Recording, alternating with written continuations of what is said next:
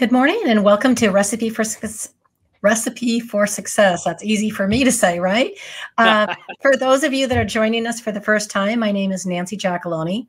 And the reason for this podcast LinkedIn live session is it's a way for me to tie my love of cooking in with my love of business and personal development.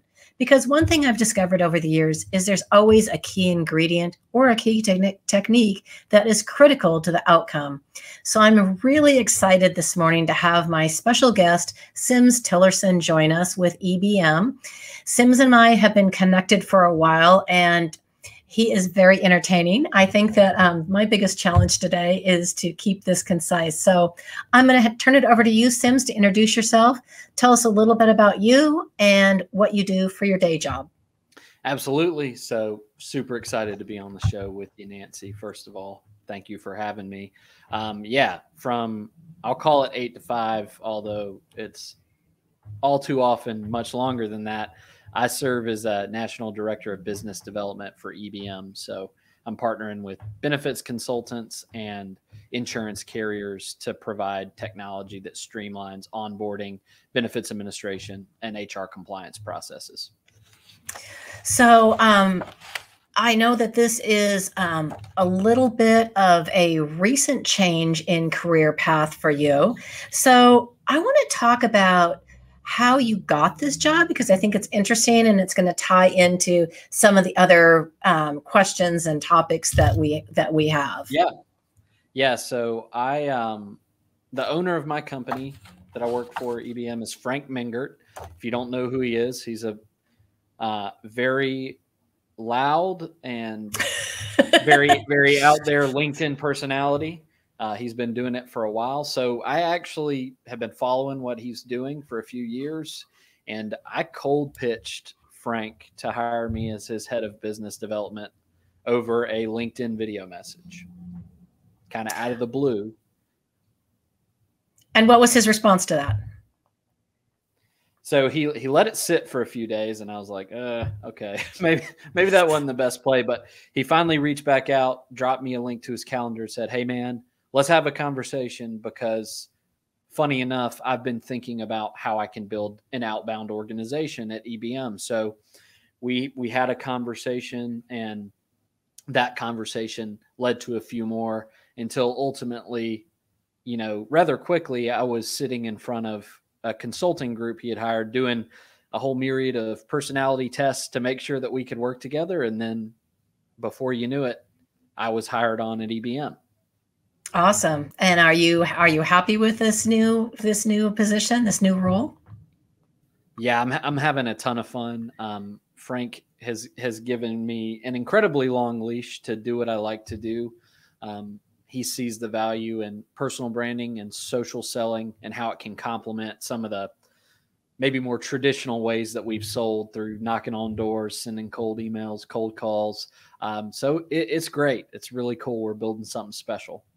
That's awesome. So obviously, Frank, I know exactly who Frank is, and I've been doing, so for lack of a better term, social selling and branding for a while myself. And he was the one that really caught my attention and helped solidify in my mind that I needed to do something. Clearly, my style is very different from Frank's.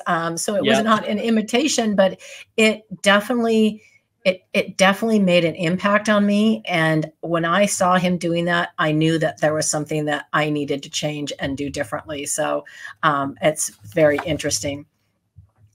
So speaking of branding, one of the things I see you say a lot, post a lot, is brand or die. Like, well, I hope I don't die. I think I'm branding, but tell us why you say that and what exactly you mean by it. Yeah. So, and I'll couch this by saying this is my personal belief. You don't have to agree with it. Doesn't matter to me. It's from, my personal experience, but I believe that the way that we sell is changing very significantly. So Nancy, you and me have been in relationship-based selling for a long time. So we know that a single cold call can never land a deal. It may be an opportunity to start a relationship, but for me, the easiest way to get someone to know, like, and trust me is to proactively be in front of them as myself, not as Sims the salesman, but as Sims. And so the way that I've done that is through personal branding, specifically on LinkedIn and TikTok.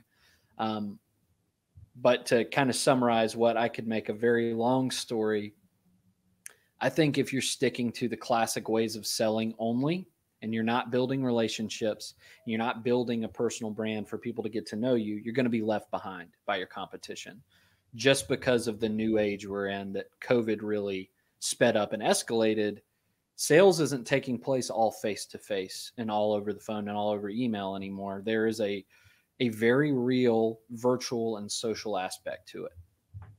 Well, I mean, if you think about it, you take a step backwards and you think about, we'll call them lawyers, attorneys that have their faces plastered on billboards on the side of the freeway. Yeah. They do that for a reason.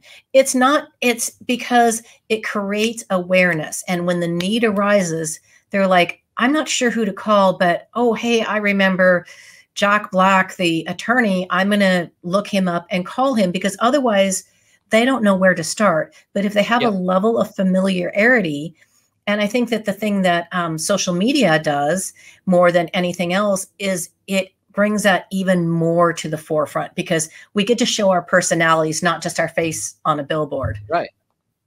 Right. And also, go ahead, Nancy. No. I just wanted to say you brought up a really good point there. You know, I, along with a lot of other people, can't find the cash to pay for a billboard. So social media removes the barriers of entry for marketing yourself as well, but with, you know, removing that cost. So to kind of further go down that path just a little bit, I actually posted a video the other day about personal branding, and that's something that you promote. And so tell everybody your thoughts on the difference between personal branding and corporate or business branding and why it's so important. Yeah. So first, they're both extremely important, but they need to exist in harmony together. Because, you know, I look at you, Nancy, you have a very strong corporate brand, but I would venture to say your personal brand is much stronger and maybe more well-known. And that's important because it personalizes what your business is, and it makes your business more relatable to the average person. But by the same token, those two brands are really tied together, which is super important, because if Nancy's personal brand is one thing and her corporate brand for the business she owns something completely different, then your personal branding is not going to be successful at all. But I mean, I look at people like Elon Musk is a good example. He has got one of the most powerful personal brands there is, and more people know who he is than probably know who SpaceX and Tesla are. Right. And so it's important to have that to build a business. Yeah, I agree. So how and when did you make the conscious decision to start branding and marketing yourself in this way on the various social media platforms? We're about a year in this month. So my background is I worked for a carrier, and a voluntary benefits carrier, for about 7 years. And I was on the sales side and on the relationship management side. So I was used to, I would get on a plane every week and go meet with brokers and prospective accounts and go sit in front of them and do business with them. And so that was the only way I knew how to sell. Fast forward to COVID hitting, I made a job change to lead sales for the Central United States for an enrollment firm. And I found myself unable to get on a plane and unable to get in front of people. And so my predicament was, hey, there are hundreds of people that do the exact same thing that I do. How do I stand out in the marketplace? So I figured I had nothing to lose, and began my journey of personal branding. That's been one of many failures and learning opportunities before I had a lot of success doing it. So what would you say the key values or core of your personal branding is that you want people to say when they think of Sims? What should they be thinking of? Yeah. So I changed this first one to be a little more politically correct recently, but the first one and most important to me is to be unapologetically real. The second is to be kind, and the third is to be helpful. So those things ground me not only in all the content I create, but in the interactions I have with other people. And I think if I can stay true to those three things, I'm going to attract the kind of customers I want and the kind of partnerships that I want.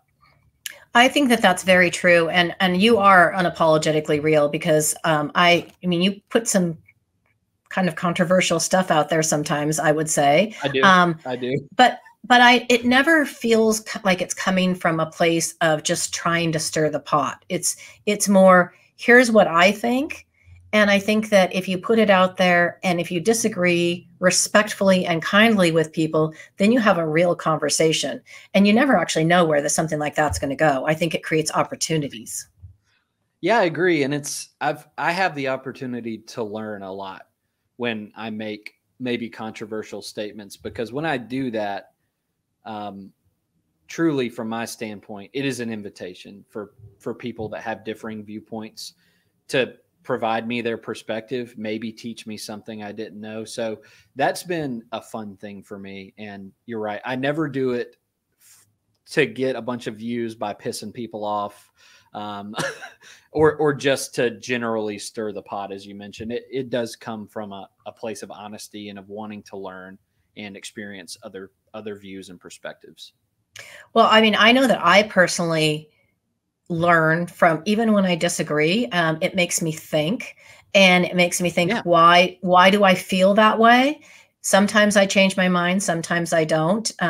Again, you inspired me. I did a video a couple weeks ago about the value of employers and what we put on what we risk and what we put on the line, based on a post, because it got me thinking. And I'm like, why do I feel so strongly about this way? Well, clearly I'm an employer. So that does maybe taint my opinion a bit, but I thought about it a long time before I actually responded and wanted to articulate what I had to say about that. So, So I love it when you do that, because I think it does create an invitation for conversation.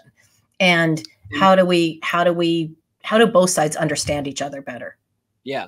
And we had a great conversation because of that. And you taught me a lot. And I think, what you mentioned is you're an employer and I'm a person that's never, I have a side consulting business and a music business, but they're solopreneur businesses. I've never had employees. So as much as your view may be shifted because of that, so is mine.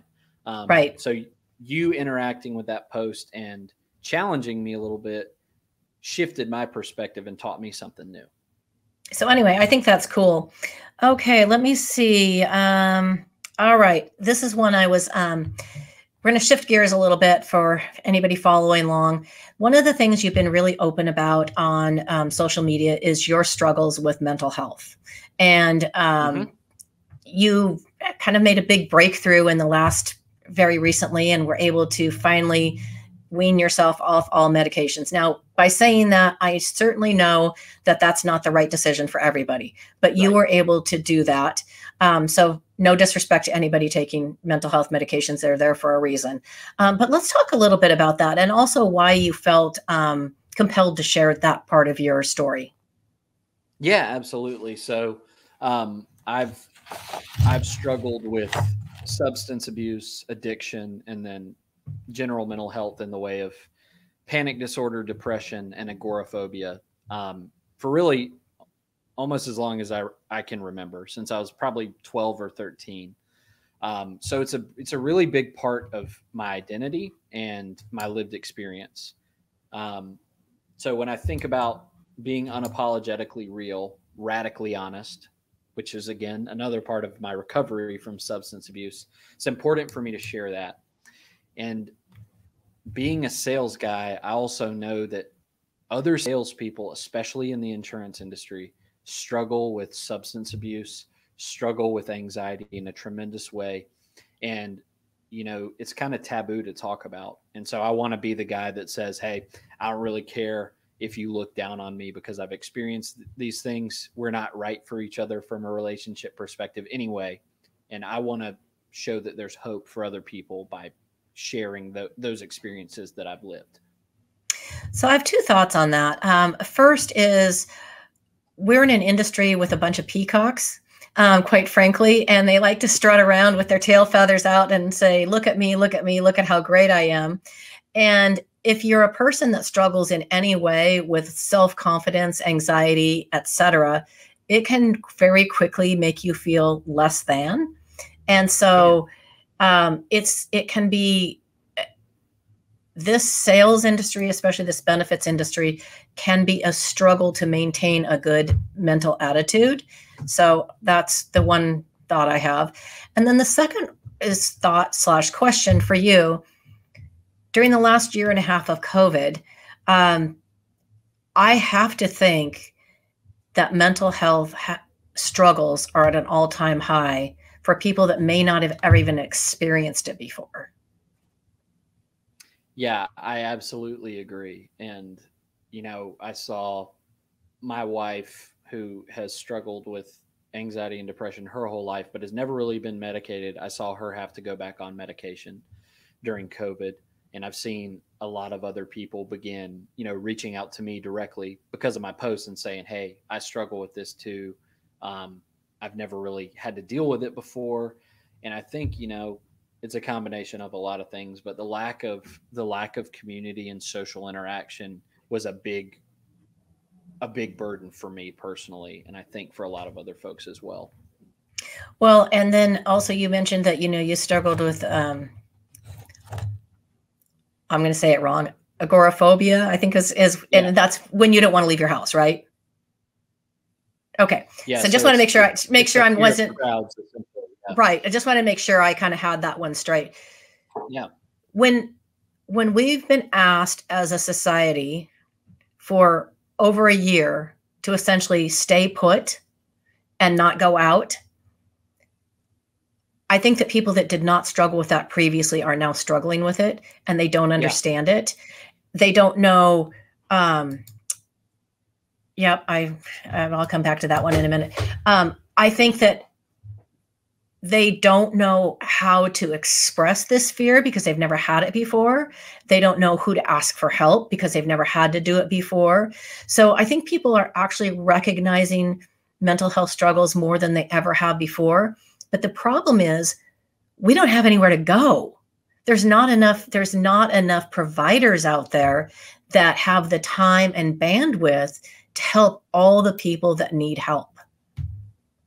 Yeah, and another pitfall of our industry is that a lot of traditional fully funded medical plans don't provide benefits for therapy and for mental health. So even if people can find a provider, good for you if you have enough money saved up to afford $150 a visit to a therapist, but most people don't. And thankfully, I'm lucky enough to have comprehensive mental health coverage now through EBM, but it's just not the case for everyone. No, it's not. And, I will say this, if you're out there and you have experienced any of these feelings and you don't have good comprehensive mental health benefits, there are other options. There are Talkspace is a good one that's at an affordable price point. Listeners on Call, which are empathetic listeners, it's $30 an hour.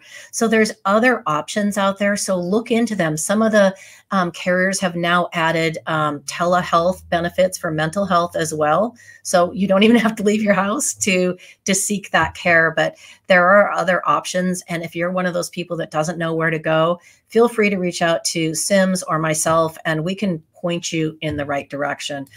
I did see a comment. I popped it on here for a minute. So full disclosure, Judy Woodall Turner is my mother, and she is my #1 fan. She tunes in most of the time, but she did say, it wasn't easy to stay up on attitude. It was a lot of work. And I know that because she, being in a higher risk health category, because she was older, really did not get to go out for a very long time. And that's kind of demoralizing.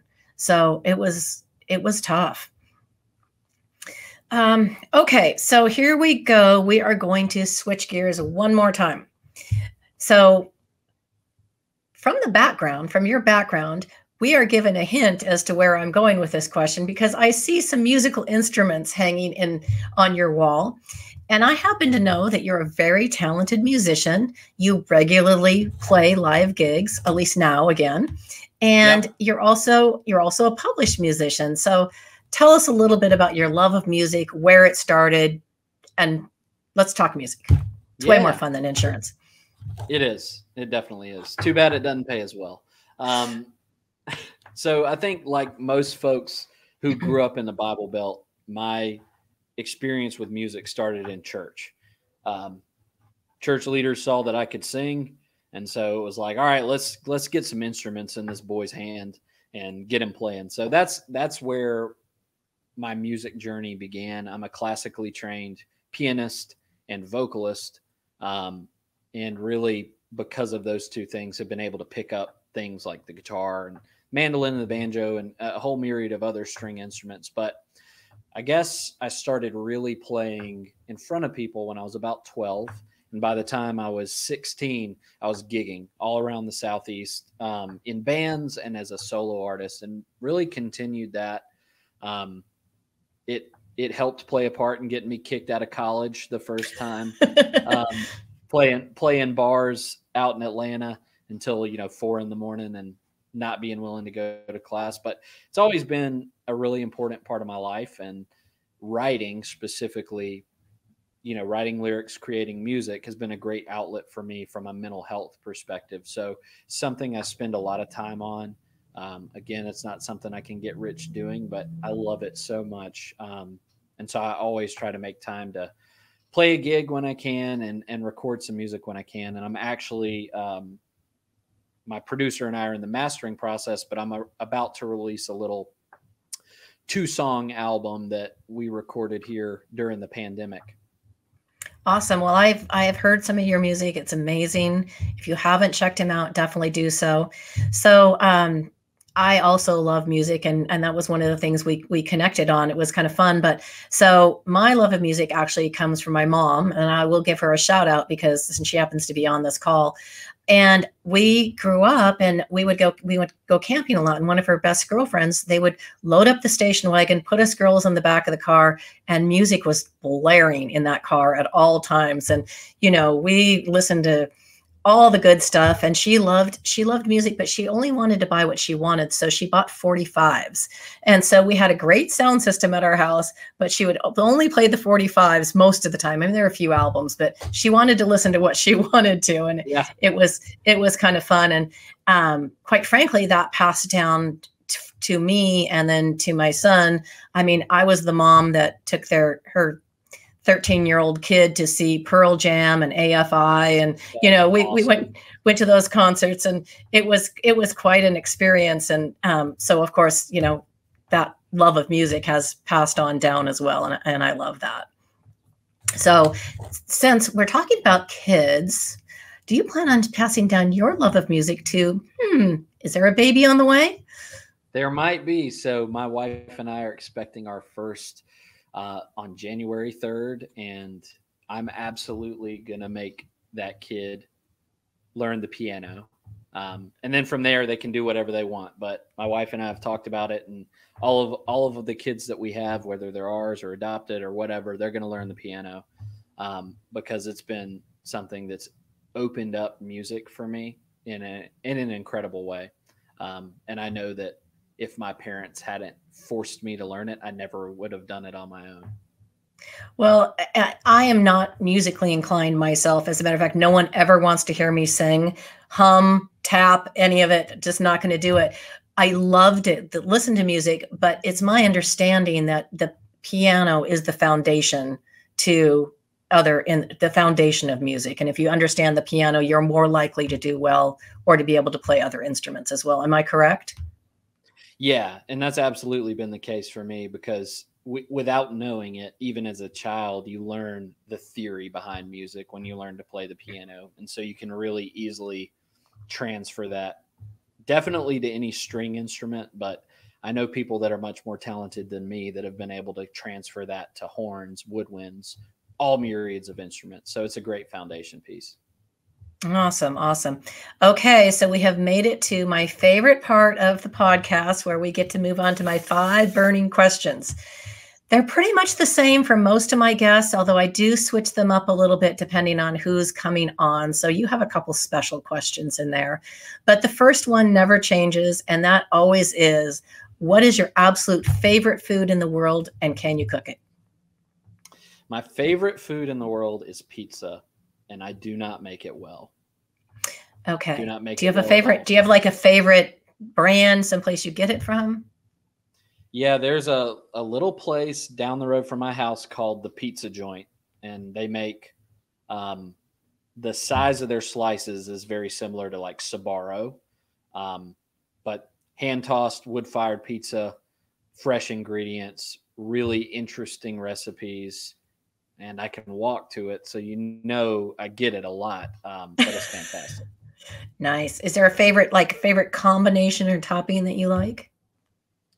So right now, I'm big on their version of the Hawaiian pizza. So it's traditional ham, pineapple, bacon, and jalapenos. So good, so good. I'm pretty sure that pineapple means poison on a pizza. I have never understood. I've never understood it, but okay, we'll go with that.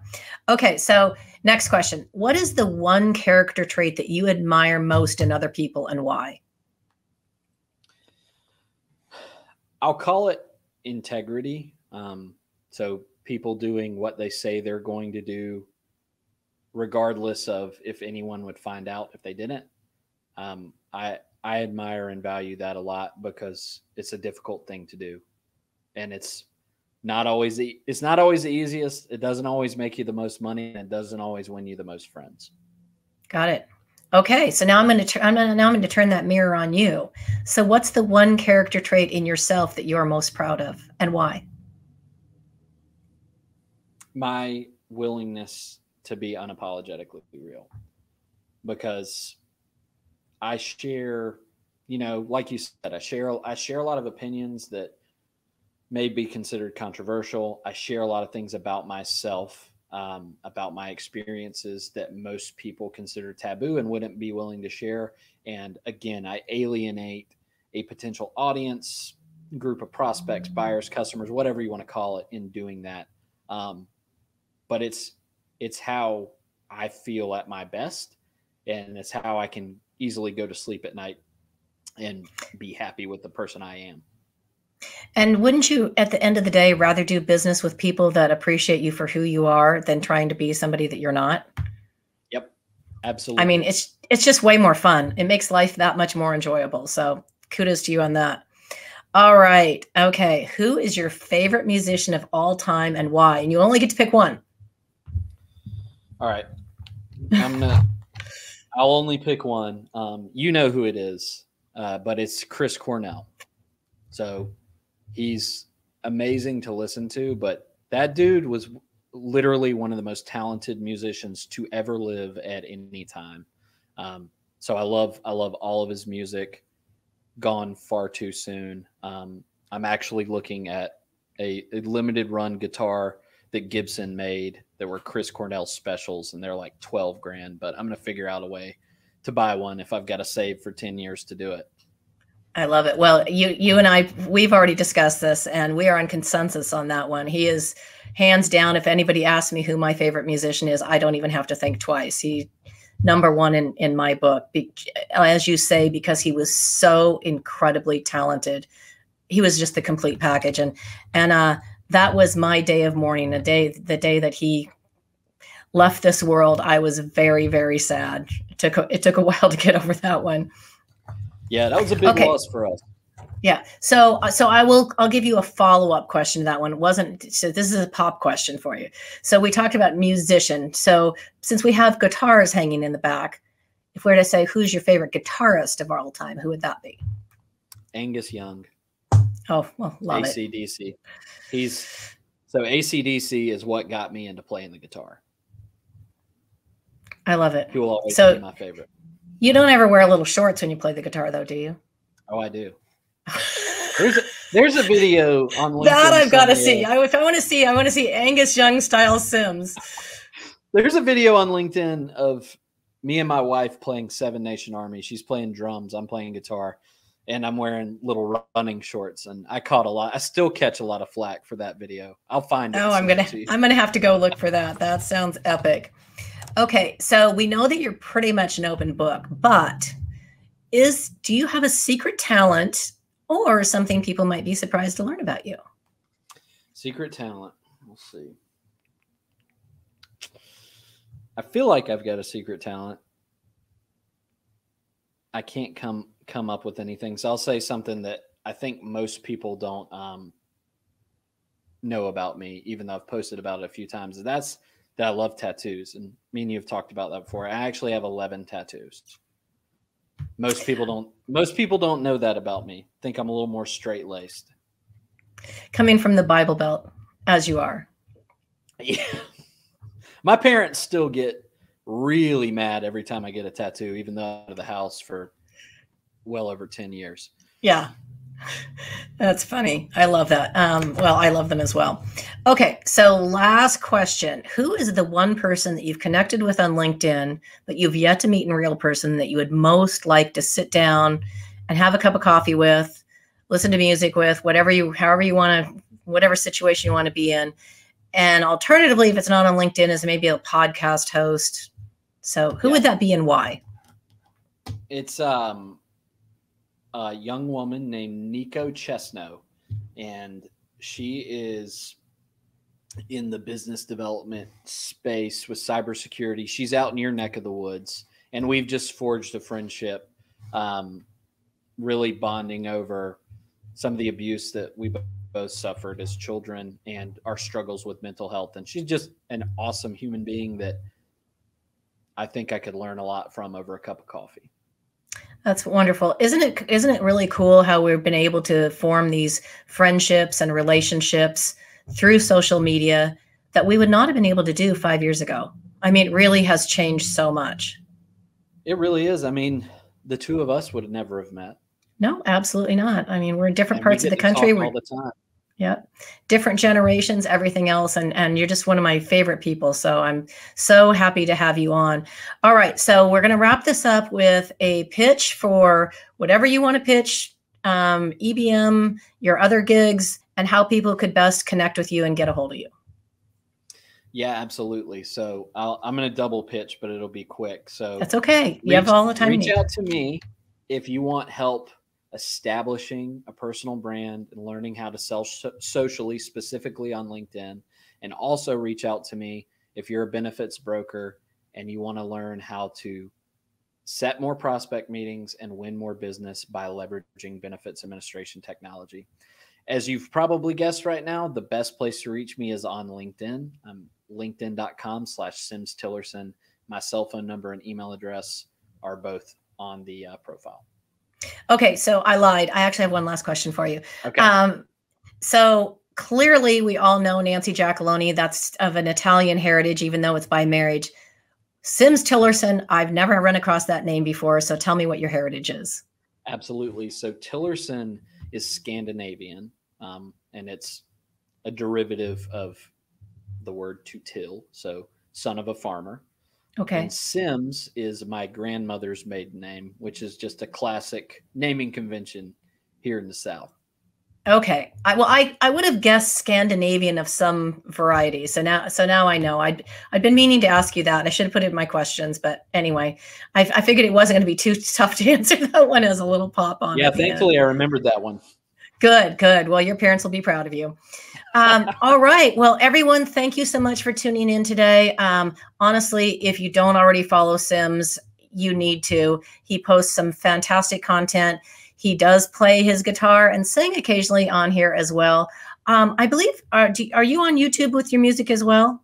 Yeah, I am. And you can find me on any streaming platform as well. Okay. So, and he is starting up a podcast. So he's all over the place. So definitely look him up. He is worth connecting with and following. You'll learn a lot from him, and he's a great guy. So thanks everyone for tuning in today. And until next week, make it a great day.